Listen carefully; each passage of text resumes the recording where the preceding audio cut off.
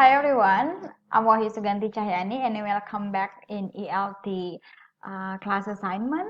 This time is about selecting and designing materials. Here you go. Well, here are 10 guidelines that teachers can use in selecting and designing materials according to Howard and Major 2004. The first one is ELT materials. It should be contextual based. The second one, material should trigger interaction and generation in terms of language. The third one, material should be motivation for learners. The fourth one, material should provide chance to focus and form and function them well. So it's not going to be the students only learn about the language, but they must be able to make use of it and function it well. The fifth one is material should provide opportunity to integrate the languages, like having enough exposure to practice the language. The sixth one is material should be authentic. Like for example, the teacher comes to the classroom with the real newspaper with them about advertisement, and also the real procedure text, like the steps of how operating a computer. 7. Material should take roles to develop skills improvement and understanding.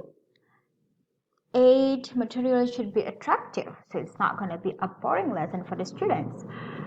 The ninth material should be in appropriate instructions, so it's going to be clear instruction for the students. And the 10th material should be flexible.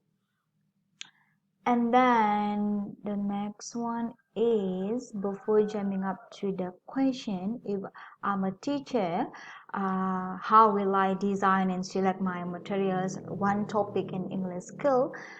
The first thing that I consider is a theory from Hammer 2001 and Lemmy 1999, which is written in Howard and Major 2004. There are 4 steps that teacher can do in selecting and designing materials. So the first one is add activities. The teachers can add activities from the previous or the like the availability of the lesson that's already planned or based on the curriculum and syllabus. So the teacher can add the activity based on the student's needs, of course. And then the number 2 is leave out unnecessary activities. If the activities is too much and then wasting too much time, so you can cut it, or you just use your own activity that you designed before and you add before.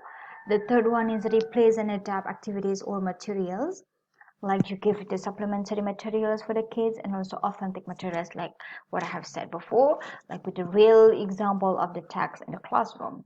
And then the fourth one is change the group organization. Changing the group means here when you're usually giving the students to work individually, now you have to swap it, and then make sure that you plan your kids to work in group or pair at least. Okay, and then the next is about, okay, if I'm a teacher, how will I design and select one topic in English skill, and I choose here writing and to teach poetry.